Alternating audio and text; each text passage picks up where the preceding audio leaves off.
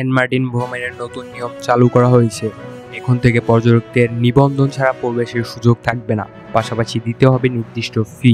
দ্বীপের পরিবেশ ও বৈচিত্র্য সংরক্ষণের লক্ষ্যে এই পদক্ষেপ নেওয়া হয়েছে বলে জানিয়েছে কর্তৃপক্ষ। সেন্ট মার্টিন প্রবেশ করতে হলে আগে অনলাইনে নিবন্ধন করতে হবে। নির্ধারিত পোর্টালে গিয়ে ভ্রমণকারীরা তাদের ব্যক্তিগত তথ্য, ভ্রমণের তারিখ সহ প্রয়োজনীয় তথ্য প্রদান করবেন। এই পদ্ধতির মাধ্যমে পর্যটকদের সংখ্যা নিয়ন্ত্রণ এবং তাদের অবস্থান সম্পর্কে সঠিক তথ্য রাখা সম্ভব হবে।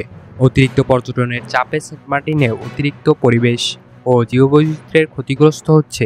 এই সমস্যা সমাধানে পর্যটকদের সংখ্যা সীমিত করার সিদ্ধান্ত নেওয়া হয়েছে।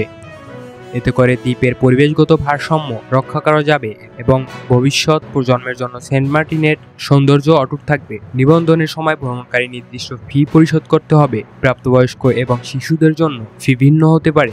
এই অর্থ দ্বীপের সংরক্ষণ ও রক্ষণাবেক্ষণে ব্যবহার করা হবে। নতুন এই নিয়মগুলি বাস্তবায়নের মাধ্যমে সেন্ট মার্টিনের প্রাকৃতিক পরিবেশ রক্ষার পাশাপাশি পর্যটনের টেকসই উন্নয়ন নিশ্চিত করার আশা করছেন প্রশাসন।